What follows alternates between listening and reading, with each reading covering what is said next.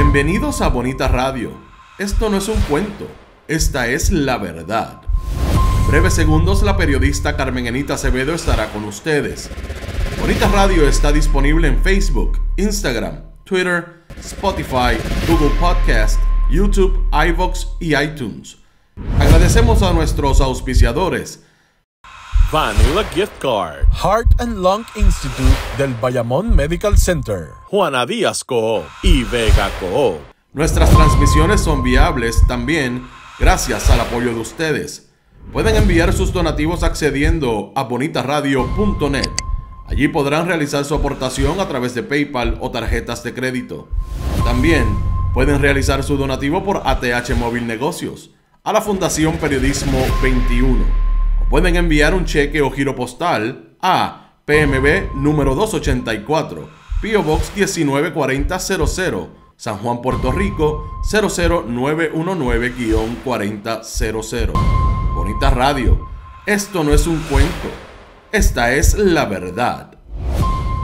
Con ustedes, la periodista Carmen Enita Acevedo, en directo desde el estudio Roberto el Indio Acevedo. Muy buenos días, Puerto Rico y el mundo. Soy Carmen Enit Acevedo y a las 11:05 de la mañana, Bonita Radio se enciende para conversar con ustedes sobre ustedes y lo que ustedes tienen derecho a saber. Y esta mañana tenemos una entrevista importante. Vamos a hablar con la ex fiscal, ex directora de la División de Crimen Organizado del Departamento de Justicia, Janet Parra, quien desde la semana pasada, puntualmente desde el pasado viernes, se convierte en una segunda funcionaria, exfuncionaria del Departamento de Justicia, que habla de lo que está ocurriendo en esa agencia, la agencia más importante desde el punto de vista de la búsqueda de la justicia para aquellos y aquellas que sufren, son parte de los que han sido víctimas de algún delito. En efecto, en el caso de la principalísima función del Departamento de Justicia, que es de ir a favor del pueblo y en contra de los que cometen violaciones al Estado de Derecho desde el punto de vista penal. Importante que hablemos de todos los extremos y de los más recientes, que es la salida del secretario del Departamento de Justicia a un solo medio de comunicación tradicional, donde no le hacen preguntas, donde lo dejan decir lo que quieren decir, y que incluso hace un rato llamó charlatana a la ex fiscal Janet Parra. Yo quiero hablar bastante con la ex fiscal, licenciada hoy en búsqueda de su trabajo, haciendo su trabajo como abogada en la práctica privada. Pero antes tengo que decirles que en medio de todas estas acusaciones y señalamientos de lo que está pasando en el Departamento de Justicia, que son más públicos por voz de Betsaida Quiñones en otro caso, y esta vez de Janet Parra, también han sido repetidos por muchas personas que atienden la opinión pública y que comparecen de cuando en vez a decir lo que no ocurre en el Departamento de Justicia. En medio de todo esto hay dos abogados, en este caso Manuel Natal Albelo, que sabemos que ha sido representante del Partido Popular, ahora es parte de la insignia de Victoria Ciudadana, y Adrián Costa, el segundo apellido, gracias que se me olvida, González Costa, el candidato del Partido Independentista Puertorriqueño a alcalde de San Juan, igualmente Manuel Natal, desde Victoria Ciudadana, candidato, con la entonces candidata Rosana López, habían referido al Departamento de Justicia a Miguel Romero como alcalde de San Juan y en aquel momento funcionando como senador, con Juan Oscar Morales y otros representantes del área de San Juan por supuestamente recibir o tener lo que ellos llamaron una actividad nebulosa con relación a una compañía de asfalto. Hace un momento, y creo que todavía están en conferencia de prensa, Manuel Natal y Adrián González Costa, no vi a Rosana López en esa conferencia, aunque anunciaron ayer que iba a estar, básicamente igualaron la desconfianza que ha traído no solamente la información de Betsaida Quiñones y de Janet Parra al Departamento de Justicia precisamente en relación a lo que está ocurriendo con ese caso que podría haber sido investigado por el Departamento de Justicia, porque no hay información de qué fue lo que vio Justicia que le dice que no hay prueba suficiente para creer. Fíjense que el quantum de un referido al FEI, no es el caso. O sea, el quantum que necesita el que está haciendo el análisis de la evidencia o de la información, no es el que necesita el fiscal para determinar aquí hay un delito. Es solamente aquí hay una actividad que se puede investigar y eso le tocaría al FEI. Y ayer el Departamento de Justicia de Domingo Emanueli, de Jessica Correa como directora jefa de los fiscales, decidió que no iba a investigar ni a Miguel Romero, ni a Juan Carlos Morales, ni a Víctor Pared, ni al ex candidato del Partido Nuevo Progresista en la Cámara. Es importante porque este es el escenario que tenemos hoy ante la opinión pública de lo que está ocurriendo en el Departamento de Justicia y en el caso de corrupción pública. Es todavía más abundante de los casos que salen ante la opinión pública y el Departamento de Justicia determina que no hay nada. Ahí está el caso de Quique Questel, que lo perdieron los fiscales del Departamento de Justicia de Integridad Pública en los tribunales. Ahí está el caso de Rafael Machargo. Tanto y tanto que se une entonces todo lo que dice la fiscal Janet Parra. Antes de llamar a la fiscal, yo quiero saludarlos a ustedes y agradecerles siempre que están por acá. José Rodríguez está por ahí, Edgar García, por ahí está Rafael Torres, Edwin Torres. Irvar Ross, me encanta cuando ustedes se ponen esos nombres que apenas los puedo pronunciar. Gracias por estar, Luis Eduardo Colón, Liz Grisel Mercado, Yolanda Báez, Anis Román, Carmen Dávila. Saludos a ti, Carmen, y gracias por estar siempre. Yolanda, ese le falta un tornillo, no sé a quién le falta un tornillo. Hay muchos en la opinión pública que le falta un tornillo. Ivonne Padua, Eneida Soto, Soc, sabes que no me vas a coger más con decir tu nombre completo. Buenos días. Por ahí debe estar también mi amiga Irisita Delgado, Magdi Cabán desde Carolina del Norte, como siempre, Liz Grisel, Maritza Rivera, debe estar Yanni Moreno, Ilka, Edwin, Maduro Clayboni, llegaste, qué bueno, Jocelyn Vélez. ¿Dónde está Alexa Paola? Alexa Paola se pierde por tiempo, ella va mucho a deporte, pero a mí me tiene abandonada. Por ahí está todo el mundo. Vamos a llamar a la ex fiscal licenciada. Yo tengo una mala costumbre que todavía se me queda de decirle fiscal.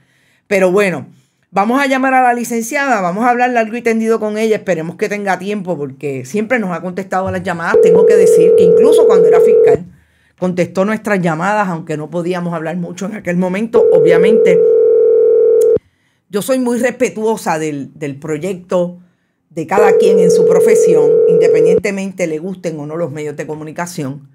Y obviamente cuando estas personas asumen esas posiciones, tienen que tener mucho cuidado de lo que dicen hacia afuera, sobre todo porque tienen investigaciones criminales que son, no sé si... no me está contestando en este momento, pero acabo de hablar con ella hace un momento, así que debe estar esperando nuestra llamada, debe estar en las múltiples llamadas. Tengo que decir que todo lo que ha pasado con la ex fiscal, hoy abogada en la práctica privada, Janet Parra, no nos toma de sorpresa en términos de que nosotros veníamos trayendo información de dónde está el Departamento de Justicia con relación a la función principal que tiene de mantener lo que es, en efecto, el proyecto de ir en favor del pueblo cuando se comete un delito. Fíjense que son diferentes las funciones del Departamento de Justicia. El Departamento de Justicia también va por el pueblo de Puerto Rico a defenderlo en contra de las violaciones de los derechos de las relaciones contractuales en el gobierno, de funcionarios específicos. Tuvo una división de derechos civiles bastante activa. No sé en este momento en qué ha quedado.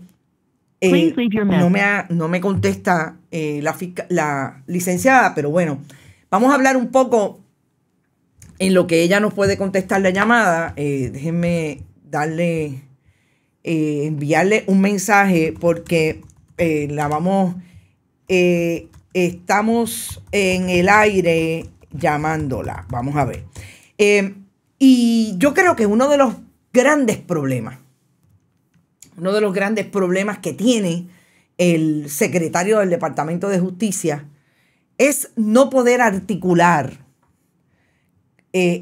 puntualmente lo que está pasando en el gobierno de Puerto Rico, en su departamento, en su agencia. Nosotros veníamos trayendo información, y es algo que quiero también hablar con la licenciada Parra. Veníamos trayendo información de que en el Departamento de Justicia no solamente hay una crisis de lo que no pasa en relación a los casos que se presentan. Y públicamente están los casos que más sonados son en términos de los delitos de violencia. Y vamos a puntualizar en los delitos de violencia y por otro lado, los delitos contra la corrupción pública. Hace tiempo que el Departamento de Justicia contra la función pública, delitos de corrupción pública.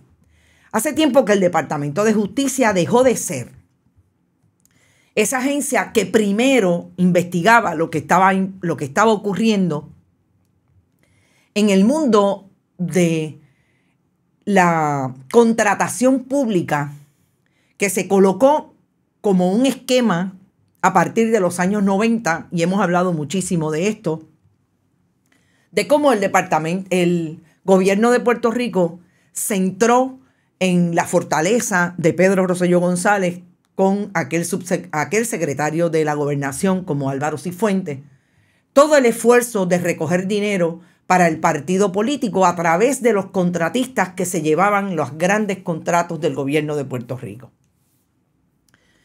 Cuando eso ocurre, coincidentalmente en ese momento, ocurre que el Departamento de Justicia, que dirigía entonces el hoy gobernador de Puerto Rico, Pedro Pierluisi, deja de ser activo investigando la corrupción. Y en este momento puede ser que quede muy poca de aquella gente en el Departamento de Justicia. Pedro Jerónimo Goico era el ilustre jefe de los fiscales. En un momento, no recuerdo ahora quién dirigía bajo la administración de Pedro Rosselló, porque como sabemos, la política partidista también hiere al Departamento de Justicia y se nombraban fiscales de acuerdo con si eran PNP o populares, de acuerdo con la administración de turno. Pero en un momento dado coincidieron. Pedro Jerónimo Goico ya no era el jefe de los fiscales, pero estaba en la administración y eran fiscales de carrera. Estaba Iris Meléndez, que ya no está con nosotros, murió hace más o menos 2 o 3 años. Eran fiscales que venían de 2 hasta 3 nombramientos y renominaciones. Pero en la administración de Pedro Rosselló, cuando era precisamente secretario fiscal, no está conmigo, no sé, insisto en decirle fiscal, no me está contestando y yo voy a insistir en tratar de conseguirla porque hablamos hace un momento. El fiscal Goico era una institución, dice Víctor Cruz, en efecto. Y yo quiero dar todo esto antes de hablar con la licenciada, que espero que realmente podamos comunicarnos porque acabamos de hablar hace 2 minutos. Porque es importante contextualizar de dónde estamos hablando, de qué lugar estamos hablando cuando hablamos del Departamento de Justicia. La fiscal Parra habla de experiencia, de lo que ya ha pasado en 26 años y de dónde está el Departamento de Justicia hoy. Yo creo que es importante también hablar de dónde estuvo el Departamento de Justicia. Por eso hablo de fiscales con quienes uno podía tener afinidad en algunos temas y obviamente era totalmente contrario en otros.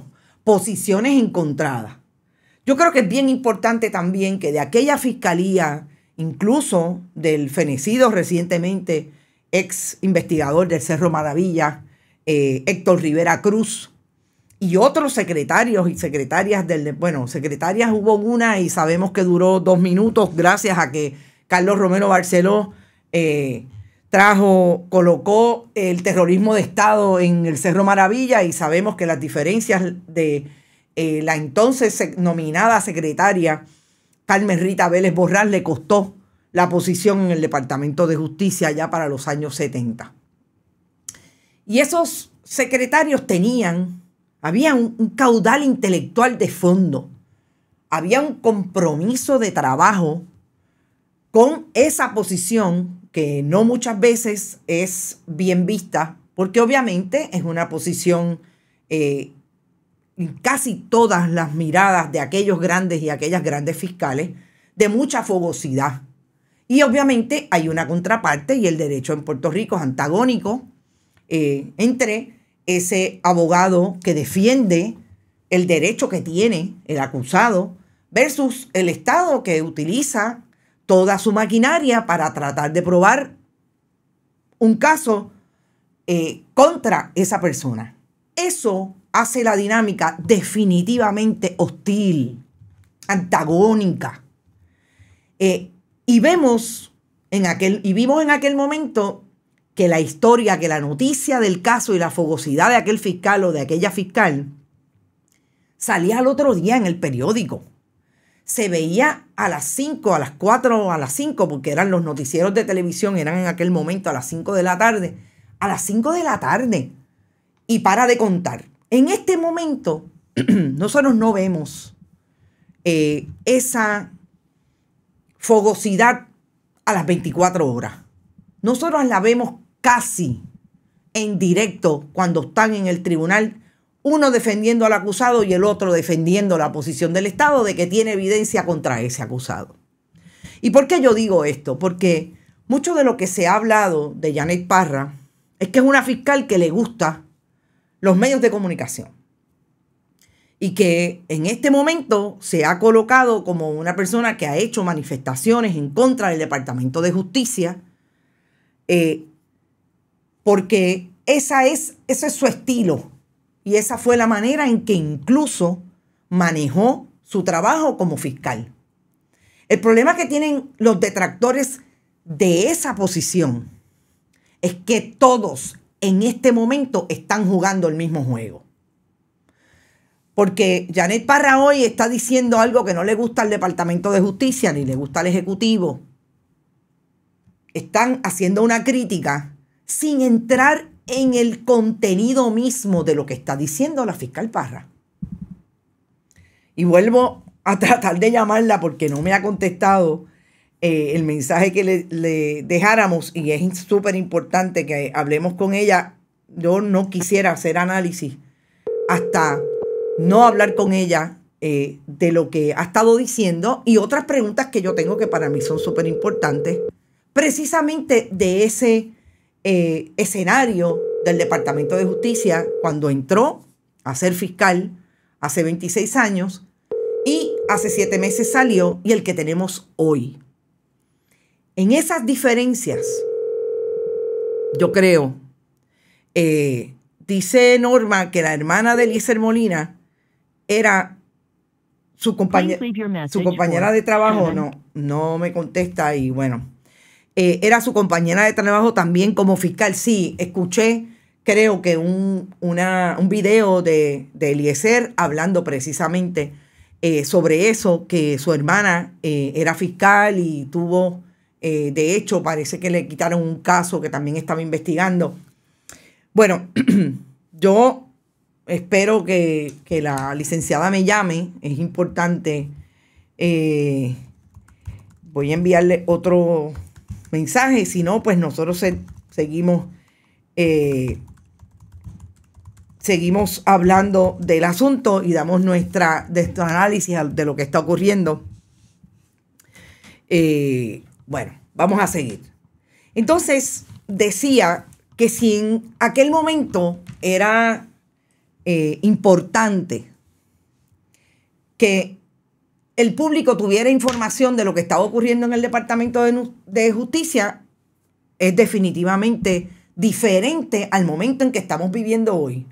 Ahora sabemos que hay unos medios mucho más ágiles, que todo el mundo quiere tener una participación en esa proyección pública, y ahí no solamente están los fiscales, ahí están los abogados que viven y perviven en este momento de ese imaginario mediático que los coloca para decir lo que ellos quieren, lo que a ellos les parece importante para atender a su caso, a la opinión, a la posición que están asumiendo en esa opinión pública.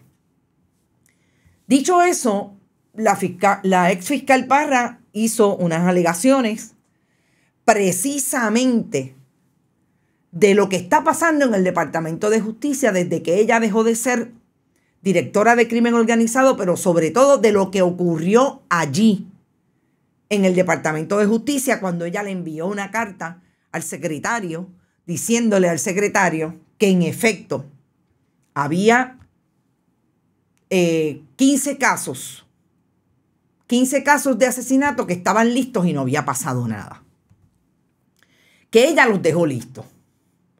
El secretario, nosotros hablamos ayer de que lo que nos parecía más importante de esas declaraciones era que el secretario, Janet Parra, le dijo al secretario que quería hablar con él porque ella quería que él supiera lo que estaba ocurriendo, porque le parecía que él no sabía lo que estaba ocurriendo en el Departamento de Justicia y nunca se reunió.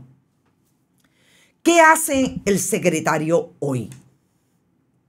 El secretario del Departamento de Justicia, que yo tengo que aclarar, que yo le envié ayer 2 mensajes al secretario diciéndole que me estaba tratando de comunicar a través de la oficial de comunicaciones que tiene bajo contrato el Departamento de Justicia, Damaris Martínez.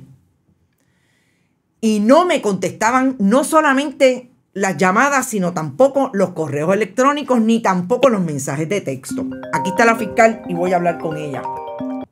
La ex fiscal. Buenos días, licenciada Parra. Aquí estamos. Muy buenos días y gracias. Ya estábamos un poquito ansiosos porque no nos conectábamos, pero bueno, aquí estamos. Licenciada Parra. Perdónenme. No se preocupe, dígame. No se preocupe. Yo voy a hablar, si es posible, algo entendido con usted. Yo quiero empezar por preguntarle. Usted llegó al Departamento de Justicia cuando era secretario José Fuentes Agostini. ¿Estoy en lo correcto? Correcto, sí, así mismo es. Yo quisiera que nos diera, y a nuestros internautas que están ávidos de escucharla, que le aclaro que son de todas partes del mundo y tenemos una diáspora muy grande entre nuestros internautas, puertorriqueños que viven en cualquier parte del mundo. Yo quisiera que usted nos explicara cómo usted llega al Departamento de Justicia. Usted estudió Derecho, fue abogada. Díganos cómo es que usted se desarrolla en el mundo del derecho. Pues mira, yo estudié Derecho en la Universidad de Puerto Rico, recinto de Río Piedras, la Escuela de Derecho de la Universidad de Puerto Rico.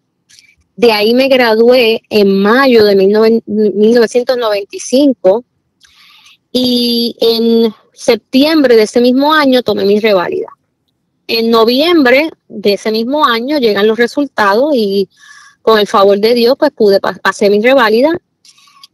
Y en enero del 96 juramenté. El 18 de enero del 96 juramenté como abogada. En agosto de ese mismo año, o sea, unos meses después, yo comienzo a trabajar en el Departamento de la Vivienda. Okay. Cuando la secretaria era Ana Carmen Alemañi.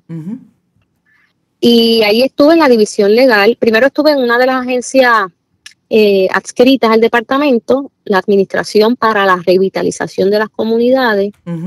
Ahí estuve como ayudante, Arco se llamaba en aquel momento. No sé si se llama así todavía. Sí, no. Ya no, es que ha llovido un poquito. Ajá, exacto.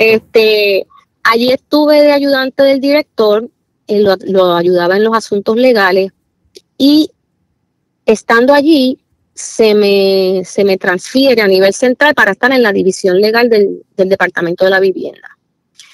Allí trabajé como abogada Y por un periodo corto estuve como secretaria auxiliar interina de la división legal, cuando el secretario auxiliar se fue de la agencia. De ahí se me dio la oportunidad de pasar al Departamento de Justicia en el 99. Así que estuve 3 años en vivienda y en el 99 paso al Departamento de Justicia como directora de opiniones.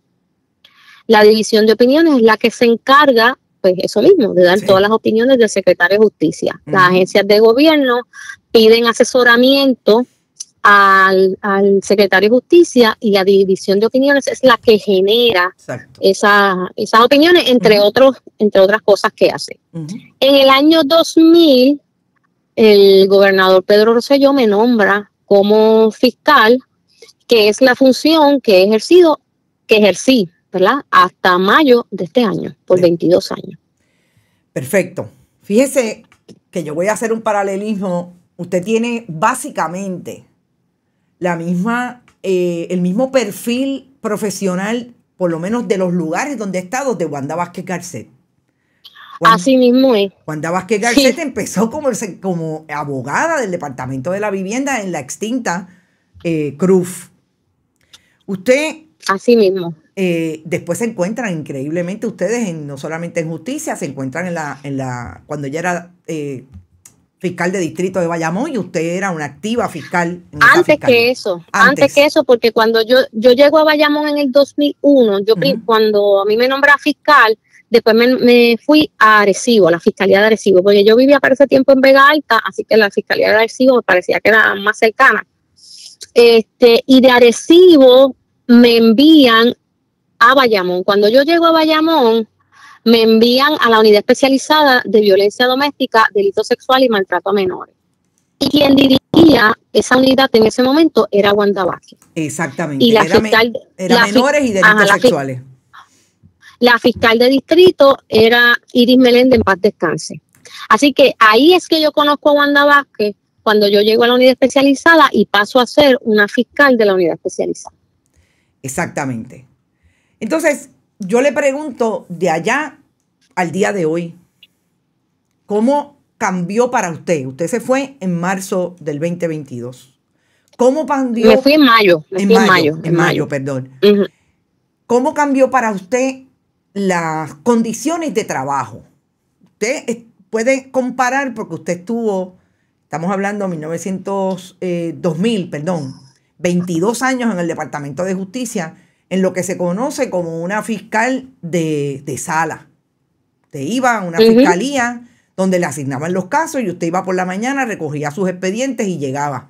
¿Cómo cambió en esos 20 años? ¿Y cuándo fue que cambiaron las condiciones de trabajo? Y le voy a decir por qué le hago la pregunta.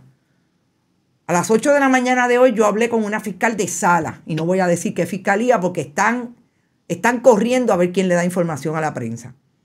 Yo hablé con una fiscal de sala que me dice que no solamente hay todavía las estivas de expedientes en sala a los fiscales. Es que hoy, como no pasaba en los pasados 5 o 10 años, hay una fotocopiadora en una fiscalía para todos los fiscales, que pueden haber hasta 20. Las condiciones de trabajo cuando usted estaba versus ahora que se fue, ¿cómo cambiaron? Mira, qué bueno que me hace esa pregunta, porque yo escuché al secretario las únicas manifestaciones que ha hecho, que hizo esta mañana, que entre las cosas que dijo fue que yo me fui porque no me habían dado una fotocopiadora. Yo no me fui porque no me dieron una fotocopiadora.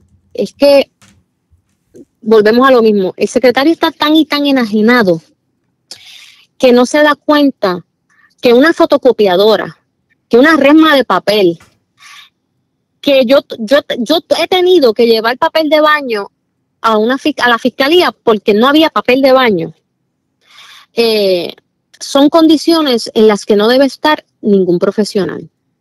Y aunque la razón para yo irme del Ministerio Público no es porque no tenía una fotocopiadora, esa copiadora que a mí se me negó es parte de las muchas cosas, los muchos recursos de los que carece una fiscalía. Te voy a decir más.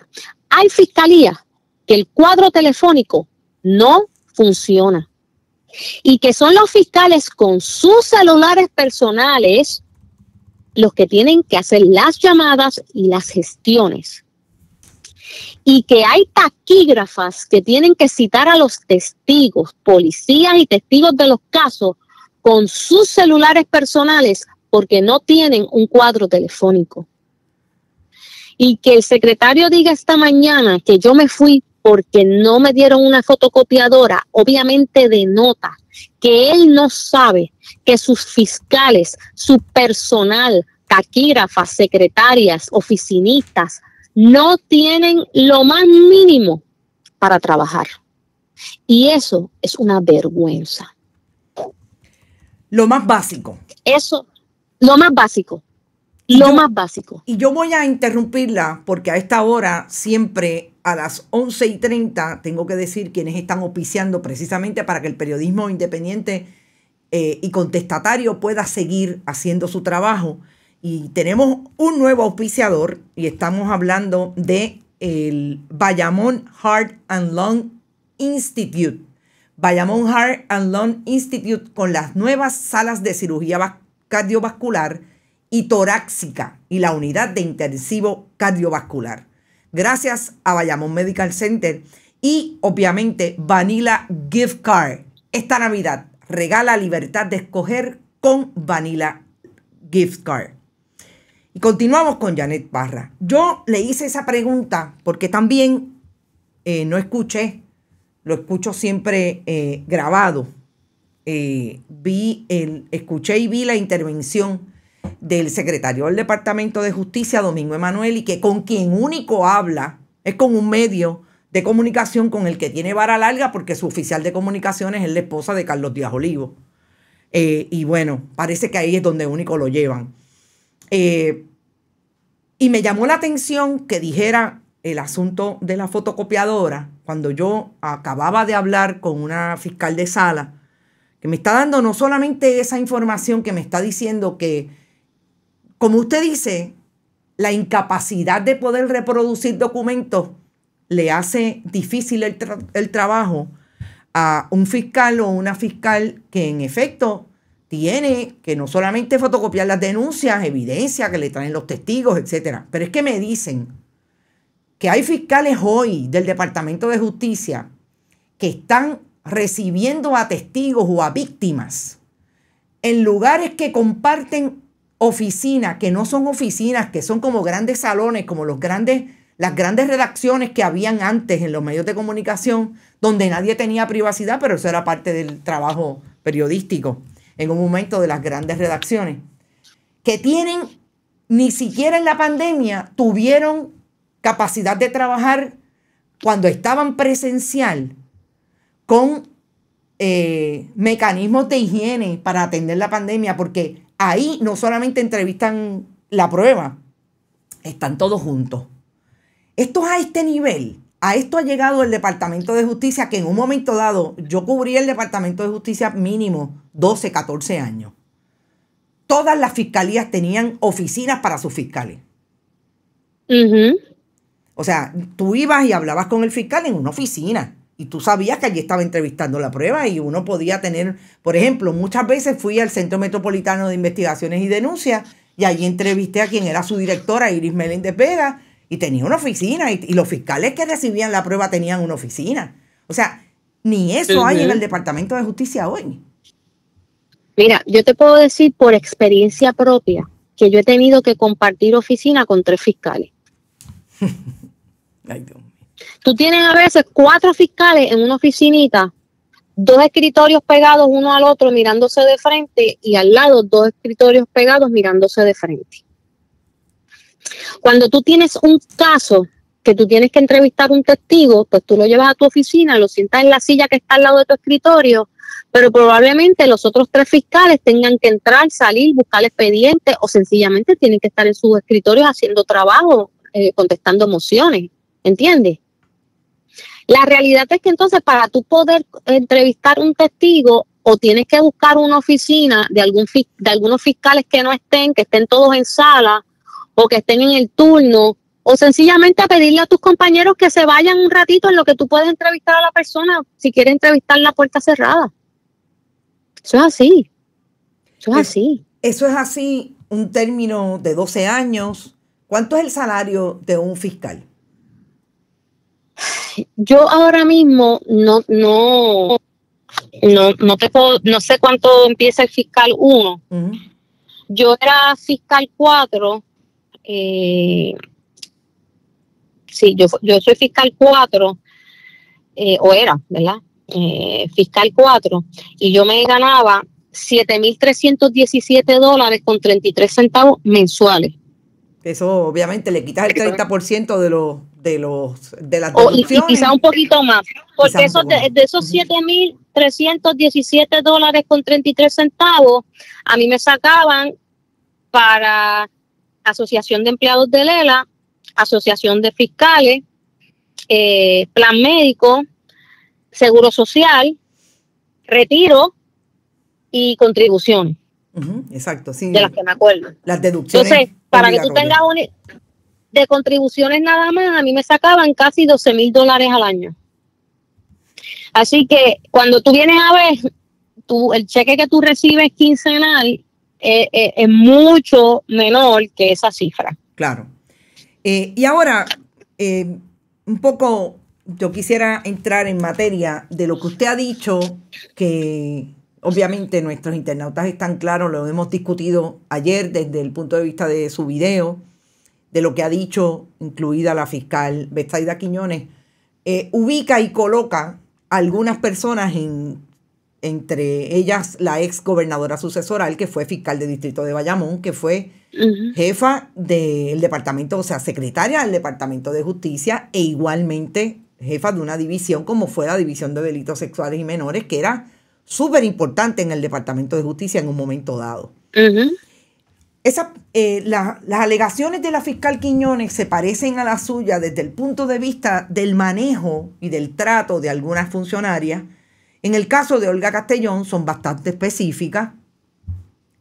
Usted también ha abonado a decir que hasta cierto punto Olga Castellón se convirtió en una tirana, que es algo que se repite.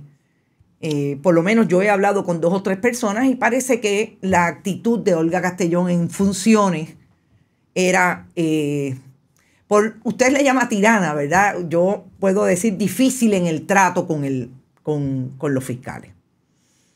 En el caso de Olga Castellón, ¿alguna vez intervino con usted con algún caso particular que usted llevara? Usted tuvo muchos casos de los que llamamos de opinión pública, casos de alto perfil, que participó de conferencias de prensa o de intervenciones con los medios de comunicación a la salida de los tribunales, a la salida de la sala. ¿Hubo alguna intervención como secretaria del Departamento de Justicia de Wanda Vázquez y más tarde como jefa de fiscales Olga Castellón con usted específicamente? Bueno, conmigo, yo como secretaria de Justicia, Wanda Vázquez no tuvo intervención ninguna. Yo no tuve nunca alguna directriz que viniera de la oficina de la secretaria, ni intervención alguna. En el caso de Olga Castellón, sí, ella supo llamarme a su oficina, ¿verdad? Y darme unas instrucciones en algún caso específico, y yo no estar de acuerdo con las instrucciones, y yo dejarle saber que yo entendía que esas instrucciones no eran conforme a derecho. Decirle eso a Olga era un insulto, y lo próximo que ella te podía decir era, eres cobarde, no quieres ver el caso. Si no quieres ver el caso, me avisa, yo te saco y pongo otra persona. En mi caso particular, que ya yo era una vieja en el Departamento de Justicia, y uno con el tiempo y con la experiencia, pues uno se pone hasta un poquito insolente. Yo le decía, mira, pues quítamelo o velo tú. Si tú quieres que eso se haga, ¿por qué no lo ves tú? Estamos hablando de tu sala y hazlo tú. ¿De qué caso, por ejemplo, estaríamos hablando? No era un caso de interés público. Okay. Era un caso, ¿verdad?, que se estaba viendo en la Fiscalía de Bayamón, que porque esa era la cuestión. Olga era bien micromanagement, ¿sabes? Ella quería intervenir prácticamente en todo. Y en ese caso en específico, ella quería intervenir y ella quería que se hicieran las cosas de cierta manera. Y yo le dije que yo no las iba a hacer así porque eso no era conforme a derecho, que si ella lo hacía en la federal, acá no se podía. Y entonces, pero te queda grande el caso, no quieres hacerlo, estás cobarde, se lo doy a otra persona. Había un poco de desafío. Claro. Y yo le decía, no, pero si tú quieres que eso se haga así, ve y hazlo tú, ve a sala y hazlo tú. Te identificas para récord y lo haces tú.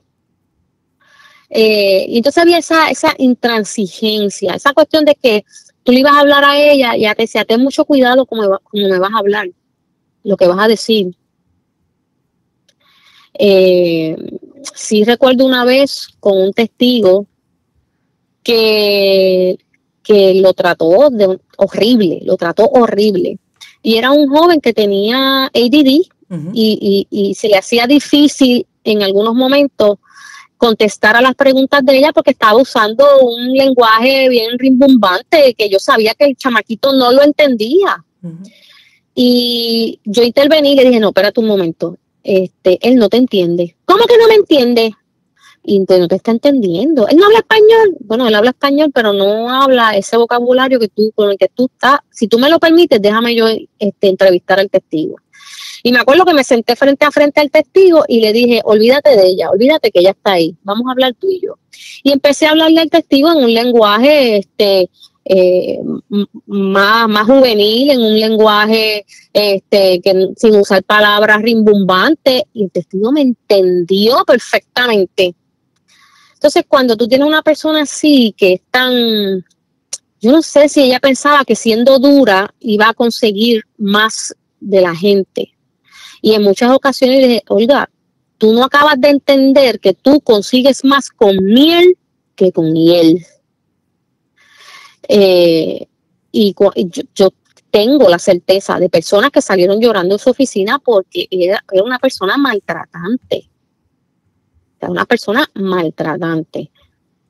Así que cuando ella se fue, fuimos muchos los que celebramos de que esa época de tiranía había terminado.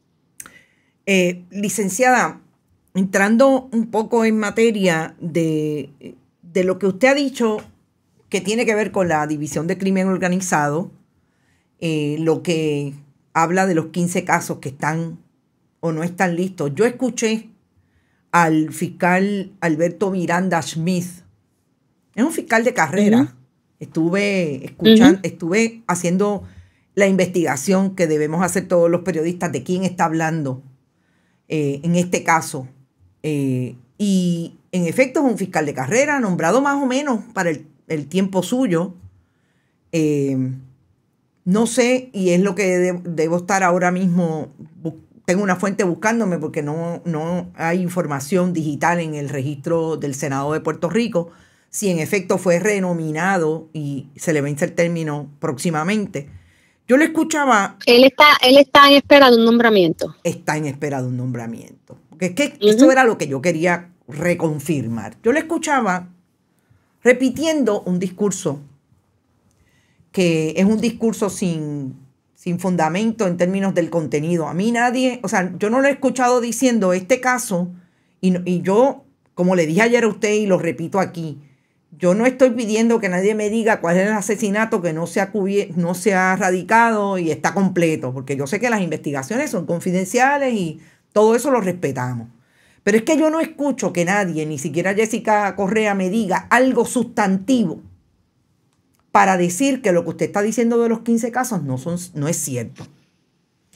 En efecto, sacar a 2 fiscales de crimen organizado para establecer que usted no está diciendo la verdad, yo le pregunto, ¿en qué parte es que usted no está diciendo la verdad? Y yo quiero, sabe que soy muy honesta cuando hago mis preguntas, como se las haría el secretario del Departamento de Justicia si nos diera la oportunidad de entrevistarlo una vez más.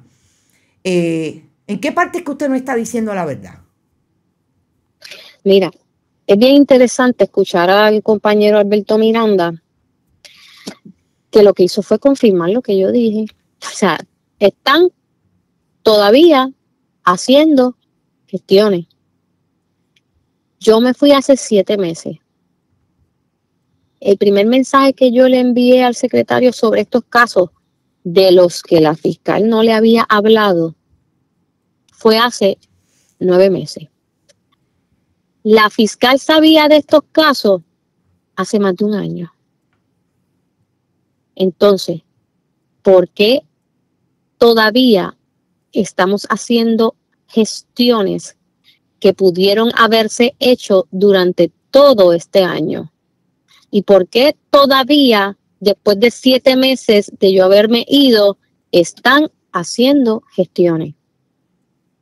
Sí es cierto que lo que están haciendo gestiones, porque siguen, o sea, un año y todavía de un caso que son del 2012. ¿Por qué tú sigues haciendo gestiones? Si se supone que esas gestiones estuviesen ya concluidas. Mire, una de las personas traen a los fiscales para desmentirme. ¿Pero desmentirme qué? ¿Diciendo que no están listos todavía? Pues precisamente eso es lo que yo te estoy diciendo. Exacto. No están listos todavía porque tú no has hecho lo que tienes que hacer. Porque esos casos, si ya tuvieses hecho lo que tenías que hacer, se supone que ya estuviesen radicados. De verdad que no entiendo. En el caso de los alegadas pruebas que no están hechas, si alguien puede decir que esta administración tiene a alguna funcionaria que ha dado la cara en las buenas y en las malas, es María Conte del Instituto de Ciencias Forenses. O sea, oye, y que el Instituto de Ciencias Forenses está haciendo de tripas corazones, exacto, porque tampoco tienen el personal, porque la realidad es que cuando usted va al instituto, las personas que están en el instituto, los peritos forenses que trabajan en el instituto, tienen y adquieren una experiencia tan y tan brutal que de Estados Unidos se los llevan, pagándole muchísimo más de lo que... Entonces, lamentablemente, nuestros peritos adquieren esa experiencia, adquieren los conocimientos, y si después vienen de Texas y le ofrecen el salario que es probablemente el doble de lo que se ganan aquí, pues se van a ir, obviamente. Entonces, pues no tienen el personal, la verdad es que no lo tienen. No tienen el personal para el trabajo que es y el trabajo que tiene el Instituto de Ciencias Forenses. Hacen de tripas corazones. Y parecería que no hay otra excusa que no sea precisamente que hay gestiones que no se han terminado. Pero volvemos, por eso le preguntaba dónde es que está la mentira. ¿A usted le parece? Por eso, mira, si tú dices, no, Janet Parra es una mentirosa, porque los casos no están listos, como ella dice. ¿Qué es el mensaje que quieren llevar? Janet Parra es una mentirosa porque los casos no están listos, como ella dice. Ok. ¿Por qué no están listos? Si hace más de un año que tú eres la jefa de fiscales y tienes conocimiento de esos casos. ¿Por qué tú no le dijiste al secretario de esos casos hasta que yo se lo tuve que decir? ¿Por qué han pasado 7 meses más desde que yo me fui y todavía estamos en la misma posición que estábamos antes? Eso no justifica. Claro, vamos a la autorización del alegado viaje que usted dice que tuvo que utilizar dinero personal. Hay un documento que obviamente filtra el propio Departamento de Justicia. A mí me llama la atención porque ellos se dan cuenta que nadie se da cuenta, pero es que es tan obvio. Claro. Porque es un documento oficial. Exacto. Es un documento oficial. De una investigación. Y si yo no te lo di, exacto, te lo dio el Departamento de Justicia. Claro. Hello. No, estamos clarísimos. Vamos a estar claros. O sea, por eso es que yo siempre digo que es que cuando usted protege una fuente... Vayan en lo más fácil. Fallan en lo básico. En lo más fácil. Y los periodistas también, bueno, lo que pasa es que esos no son periodistas, esos son analistas de programas de entretenimiento. Pero yo le pregunto, ¿usted se fue, en qué fecha fue el viaje? O sea, ¿cuándo fue que usted fue a ver a ese testigo del caso del Macho Camacho? Yo te estoy enviando porque yo no, o sea, yo sí yo lo digo lo que hago. Te estoy enviando. Aquí está. El día que yo me fui, que si puedes ver, es el 20 de abril. El 20 de abril. Me fui a las 2:59 de la mañana. Ahí se lo estoy a las enviando 3 de la mañana. a mi director para que lo coloque en pantalla. Ajá. Y me fui a esa hora para poder estar a las 9 de la mañana en el tribunal de Orange County en la vista que tenía mi testigo en ese tribunal. Yo me fui de aquí a las 3 de la mañana para poder estar ya a las 9 de la mañana en el tribunal de Orange County. Te envié el recibo de donde yo compré el pasaje. Mi hijo me mandó el dinero, yo compré el pasaje. Y si te fijas, donde dice receipt, purchase date, abril 13, ¿verdad? Abril 13. Yo compré los pasajes en abril 13, cuando me dijeron que el departamento no podía pagarme un pasaje que, como ves, no llega a los $400. Uh-huh. Que no había forma de que el departamento pudiese pagarme ese dinero y que había que hacer una gestión en la oficina de la secretaria de la gobernación para que me autorizara el viaje y que esa gestión no iba a estar a tiempo para yo poder irme el 20. Cuando me dijeron eso, yo llamé a mi hijo y mi hijo me dijo, mamá, dime cuánto es que yo te envío el dinero. Y yo compré el pasaje, míralo, ahí está. El 13 de abril.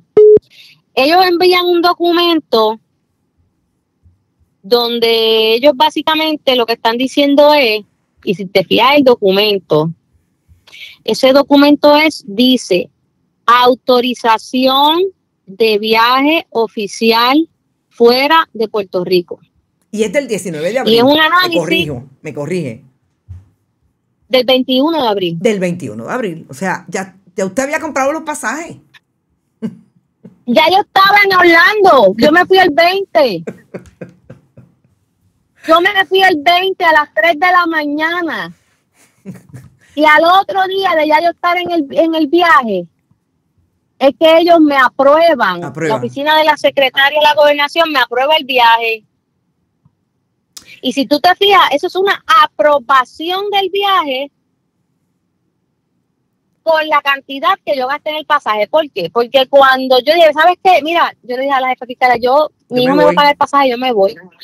Ella me dijo, pues, dame una factura y yo hago la gestión para que te lo reembolsen. Por eso es que tú vas a ver que la autorización del viaje, que sale después que ya yo me fui de viaje, tiene la cantidad exacta de lo que me costó el pasaje. Pero esa autorización se quedó ahí. Cuando yo llegué del viaje, me pidieron que hiciera un informe y una información adicional. Yo hice el informe y entregué la información adicional y jamás se me reembolsó. Entonces ellos te envían la autorización del viaje, pero ¿y dónde está el reembolso? El cheque. O lo que dice el reembolso de viaje. Porque no te lo pueden producir porque no existe. A mí lo que pasa es... Lo más que me llamó la atención fue precisamente eso. Que la fecha de la autorización es después que usted está en Florida. Entonces, si yo me pongo a esperar por ello, yo no hago el viaje. Y esa primera vista del 20 de abril del 2022, donde yo atendí a mi testigo y yo fui y él me vio allí haciendo por él, yo no hubiese podido estar presente. Uh-huh. No hubiese podido estar presente. Yo me pongo a esperar por el Departamento de Justicia. Entonces te envían eso, son tan, yo no sé ni qué palabra usar, que te envían eso para decir, no, mira, sí, estaba aprobado. ¿Y cuándo me lo reembolsaste? Pero mira, yo no voy a pelear por 300 y pico de pesos. No es que no me hagan falta, porque aquí no le hacen falta 300, o sea, una compra. Pero yo no, ¿sabes? Yo dije, mira, olvídate, nunca me lo dieron, pues está bien. Yo hago las manifestaciones no por los 300 y pico de pesos, sino por lo mismo. que estamos hablando de la fotocopiadora, de la falta de oficina, porque no hay recursos, no te apoyan. Entonces ellos te envían este documento para hacer ver qué. Lo que ellos no saben es que yo tengo mis documentos al día. Lo que ellos no saben es que, oye, cuando yo digo las cosas, no las digo por decir. No las digo por decir. Y yo te voy a enviar en estos momentos para que tú veas que yo no hablo por hablar. Ahí está, con su fecha, el mensaje que yo le hice al señor secretario el 11 de marzo. Él me envía a mí, como podrás ver, una noticia, que se titula "Erradicar la impunidad es vital en Puerto Rico". Cuando él me envía esa noticia, yo le contesto, es muy cierto. En nuestra división tenemos 20 asesinatos, de los que se pueden someter 15 de ellos, pero el Instituto de Ciencias Forenses nos tiene estancados. Y mira lo que me contesta. Vamos a vernos hoy o el lunes con Jessica, que es la jefe fiscal, para ver si llamamos a la doctora Conte. ¿Y qué dice después? Gracias por tu excelente trabajo. Pero ahora hoy yo soy una charlatana. ¿Ves? Y el señor secretario no sabe o no se acuerda que yo tengo ese mensaje y tiene la fecha y dice arriba licenciado Domingo Emanueli. Yo no hablo por hablar. Está ahí. El licenciado dijo hoy, precisamente, que, y yo quiero terminar con dos preguntas, esta pregunta y una última, que usted estaba en estas expresiones estableciendo cómo está el Departamento de Justicia en contra de su administración, porque usted había sido descalificada en medio de un caso criminal que está viendo como abogado, tenía la intención de ver como abogada, que usted había intervenido antes en la División de Crimen Organizado o que había tenido contacto con la prueba. Yo quisiera que usted nos dijera, en efecto, qué pasó en ese caso, si usted va a pelear la descalificación, entiendo que no lo va a hacer, pero que nos explique cómo se dio el contexto de esa descalificación y cuál es la posición suya con lo que pasó o no debió pasar. Mira, cuando yo me voy del Departamento de Justicia, la transición para mí fue difícil porque yo tuve 22 años de mi vida siendo representante de las víctimas. Pero como Dios le da lecciones a uno en la vida para que uno no se crea que uno se la sabe toda, cuando pasé a la defensa me di cuenta que uno también puede hacer justicia desde el otro lado. Que la justicia no es exclusiva del Ministerio Público. Que se hace justicia desde el otro lado de la ecuación. A nuestra oficina llegó este caso, un caso de asesinato, sí. Y el licenciado Edwin Prado me unió a la representación. Yo tengo con él un contrato de servicios profesionales, así que él me unió a la representación de ese caso. Que él ya tenía como cliente. Lo primero el caso llegó a la oficina, fue un caso nuevo. Sí. Y él me une a la representación. El caso nosotros llegamos el primer día, radicamos una moción asumiendo representación legal y en la primera vista los fiscales, que ahí estaba Yamil Juarbe, y estaba Miguel García y estaba la fiscal Garcés, ellos anunciaron que nos iban a descalificar. Indicaron que habían radicado una moción de descalificación que a nosotros no nos había llegado. Cuando le informamos a la juez, nosotros no hemos recibido esa moción, los fiscales dijeron, pues se la vamos a enviar. Nos la enviaron como 1 hora y media después que había terminado la vista. Obviamente la descalificación versaba en que esto se trataba de una supuesta organización criminal y que esa supuesta organización criminal había tenido investigaciones en la división de crimen organizado que yo dirigía. Así las cosas, fuimos a una vista, y en esa vista se sentaron 3 testigos. Los 3 testigos, que eran agentes de la policía, investigadores, dijeron que nunca habían hablado de esa supuesta organización criminal ni conmigo ni con ningún fiscal de mi división, los 3. Sin embargo, el juez nos descalificó. Cosa que a mí me sorprendió porque el juez que nos descalifica fue fiscal de crimen organizado, vio casos de crimen organizado hasta el 2019 en esa misma región de Humacao. Y yo, obviamente, siempre pensé y dije, si ellos tienen estas razones para descalificarme, pues son las mismas que tiene el juez para inhibirse. Así que el juez no le va a dar paso a una descalificación. Para mi sorpresa, sí me descalificó. Cuando baja la resolución del juez, ¿quién la es el resolución juez? Perdóneme, el juez. Martín Ramos Junquera. Martín, ok.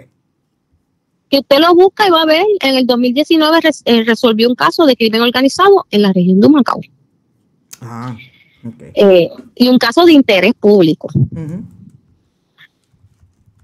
Para mi sorpresa nos descalificó. Cuando viene la resolución tenía una determinación de hecho en la que él basaba la descalificación. Él decía que este asesinato que nosotros estábamos asumiendo representación legal, la víctima de ese asesinato era testigo de un caso que estuvo en crimen organizado. Y eso no era correcto, eso no era cierto. La fiscalía le pide que reconsidere su resolución porque esa determinación de hecho no es correcta, no está basada en la prueba. Pero que aún así me mantenga descalificada. Y el juez cogió, eliminó esa determinación de hecho porque se dio cuenta que no estaba sustentada en la prueba. Hizo una nueva determinación de hecho que no estaba en la resolución original y me mantiene descalificada. Vamos al apelativo. Nosotros hacemos, ¿verdad?, nuestro escrito al apelativo. Se le da tiempo al procurador general, que es el que contesta los trabajos de la fiscalía. Exacto. Y ahí el apelativo vuelve y me descalifica, o sea, confirma la descalificación, pero haciendo una determinación de hecho diciendo que el asesinato del que yo iba a asumir representación era producto del plan 100 por 35. Nosotros vamos al apelativo y le pedimos reconsideración porque el plan 100 por 35 no ha radicado un solo asesinato. El plan 100 por 35 solamente para casos de droga. Y le decimos al apelativo, mire, señor apelativo, usted se equivocó. Este asesinato no es producto del plan 100 por 35 porque el plan 100 por 35 es solamente de droga. Cuando le dicen al procurador que conteste, el procurador no contesta eso. La fiscalía no le dice al tribunal apelativo, es verdad, esos casos no es del 100 por 35. No le dicen eso. El procurador lo único que hace es que dice, ella debió haber tenido conocimiento de esa supuesta organización criminal. Y el apelativo confirma mi descalificación.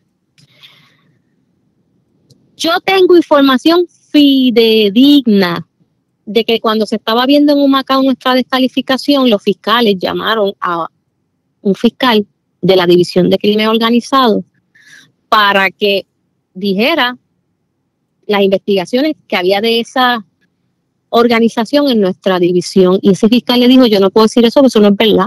Aquí nunca ni ha llegado nada sobre esa supuesta organización. Nunca. Pero ese fiscal no lo utilizaron y esa información los fiscales tampoco se la dijeron al juez Ramos Junquera.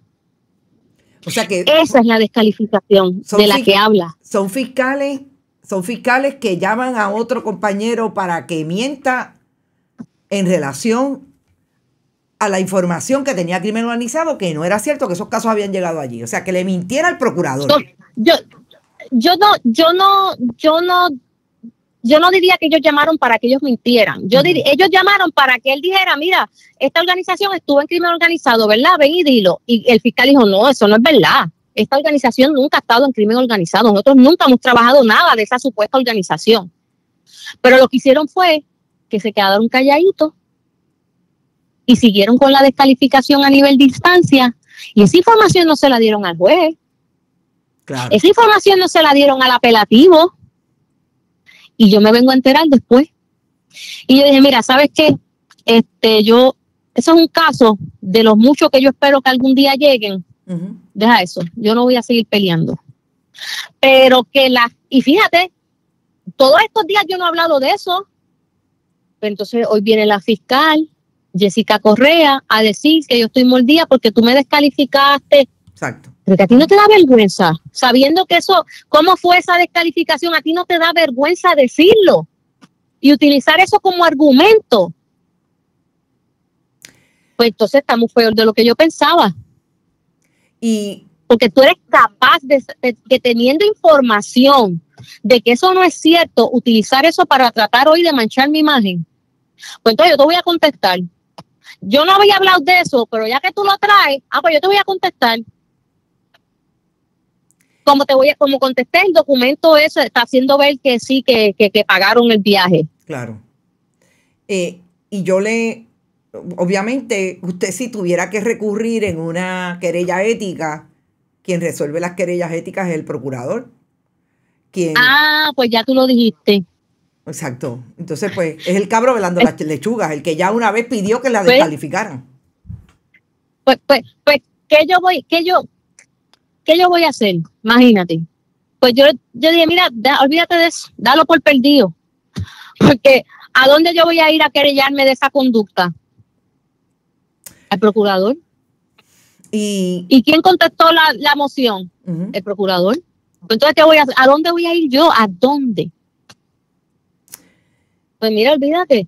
Pero entonces hoy no vengas a hablarme y a decirme y a tratar de hacerme ver delante de las personas, porque ella lo que dijo fue tantos años que estuvo diciendo que defendía a las víctimas y ahora defiende gatillero. Para empezar, las personas se presumen inocentes. Para empezar.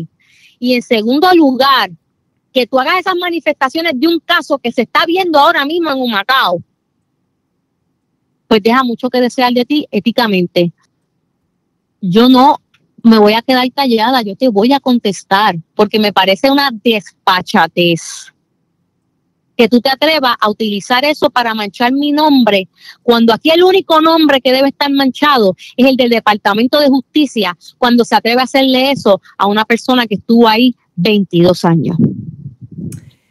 Y yo voy a terminar. Oye, la gente se pregunta, ¿y por qué la gente no habla? Cuando me dicen, ¿y por qué no hablaste antes? Mira, por esto mismo, porque cuando era fiscal, Denis Longo me dijo que me iba a votar, y cuando salí, lo primero que hicieron fue hacerme este chanchullo para descalificarme de mi primer caso. Y no conforme con eso, llamaron a la prensa, uh-huh. Descalificamos a Jennifer Parra en su primer caso. Se les ve la costura, pero bueno, yo voy a hacer mi análisis esta tarde, pero yo quiero terminar con la última pregunta. ¿Usted fue víctima alguna vez de la política partidista dentro del Departamento de Justicia? No. No. No. ¿La respetaron? Yo he estado en ambas administraciones, uh-huh. ¿verdad? Rojas y azules dentro del Departamento de Justicia. Y la nombró una administración del Partido Nuevo Progresista. Mi primer nombramiento y mi Exacto. Segundo nombramiento, porque yo en el 2012, Luis Fortuño fue quien me ascendió y me renominó. Me renominó en ascenso, porque él me renominó y me ascendió. Okay. Pero yo te tengo que decir que yo puedo hablarte de dos fiscales, dos jefes de fiscales como José Capó uh-huh. y como Tulio Meléndez, de 2 administraciones distintas.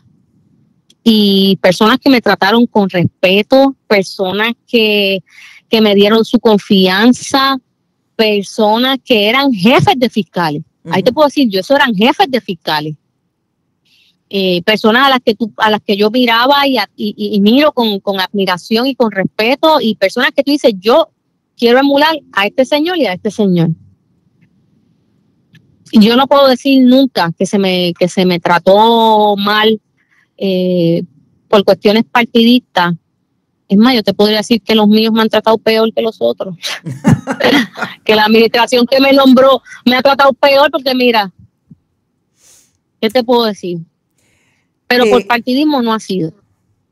Licenciada, yo le agradezco mucho el espacio que ha tenido para contestar nuestras preguntas. Yo creo que vamos a seguir hablando en profundidad. Hay que hablar de justicia, hay que hablar del departamento. Y le deseo éxito a donde quiera que vaya. Definitivamente vamos a mantenernos en comunicación, y espero que si el secretario de Justicia, que estoy segura que tiene a 3 o 4 achichincles viendo esta entrevista y escuchándola, le pido que conteste nuestras preguntas como en el pasado, que siempre las hacemos con respeto. Lo que no podemos permitir es que el país siga teniendo una sola parte de la historia, de hecho, desmentida con documentos. Gracias, licenciada. Me pasé por 15 minutos. Gracias por estar, y ya hablaremos en otro momento. ¿Cómo no? Un abrazo. Bueno, yo voy a terminar este programa diciendo algo y encabullando de alguna manera lo que habíamos empezado a analizar con el escenario que está hoy el Departamento de Justicia. Y fíjense que es una de las últimas manifestaciones de esta entrevista de la licenciada Parra. José Capó, a quien conozco desde que era un fiscal de fila en la Fiscalía de Guayama. Obdulio Meléndez, a quien conozco profesionalmente con el licenciado, hoy abogado en la práctica, José Capó, tengo mucha más cercanía, incluso personal, es una persona que aprecio mucho. Habla la fiscal Parra que son fiscales, que fueron fiscales, que fueron personas que la trataron desde la responsabilidad y el profesionalismo que se merece un funcionaria del Departamento de Justicia nominado, no importa por cuál de los 2 partidos políticos que haya gobernado a Puerto Rico. Eso es precisamente lo que se ha perdido en el Departamento de Justicia. Y que conste, siempre la política partidista ha privilegiado a unos versus a otros. Pero que diga Janet Parra, que estuvo 22 años en el Departamento de Justicia y que la trataron mejor los populares que los mismos PNP de lo que es parte de ella como administración que la nombró, es parte de lo que hoy deberíamos estar discutiendo. Y acabo de leer hace un rato a un colega periodista que dijo que esto eran chismes. No, esto no son chismes cuando se trata de la justicia del país. Estos no son bochinches. Esto es que la principal agencia que se supone que vaya por cualquier persona que haya sido víctima de un delito, está siendo víctima de lo mismo que todas las demás agencias, de la política partidista de esta administración que lleva 8 años, por lo menos 6 años administrando, y ya vemos dónde están las agencias públicas. A las 5 de la tarde tengo a mi amiga y compañera comunicadora y colaboradora de Bonitas Radio, Brenda Reyes Tomasini, y estoy segura que vamos a hacer análisis de esta entrevista y de otros temas, pero sobre todo de esta entrevista, porque hay mucho de lo que dijo y sacamos en exclusiva con esta entrevista. Nos vemos gracias a las cooperativas Vega Alta Coop y a la cooperativa de Juana Díaz, a los nuevos auspiciadores de Bonitas Radio, Vanilla Gift Card, y también Bayamón Medical Center, con ese instituto de corazón, heart and lung, que tienen allí en las facilidades de Bayamón. Gracias por apoyar el periodismo independiente, el periodismo comprometido con la verdad y comprometido con el país. Éxito. Esto no es un cuento, esta es la verdad. Nos vemos a las 5. Bonita Radio. Esto no es un cuento. Esta es la verdad. Este programa fue traído a ustedes por Vanilla Gift Card, Heart and Lung Institute del Bayamón Medical Center, Juana Díaz Coop y Vega Coop. Pueden enviar sus donativos accediendo a bonitasradio.net. Allí podrán realizar su aportación a través de PayPal o tarjetas de crédito. También pueden realizar su donativo por ATH Móvil Negocios a la Fundación Periodismo 21. Pueden enviar un cheque o giro postal a PMB número 284, P.O. Box 194000, San Juan, Puerto Rico 00919-4000. Bonita Radio, esto no es un cuento, esta es la verdad.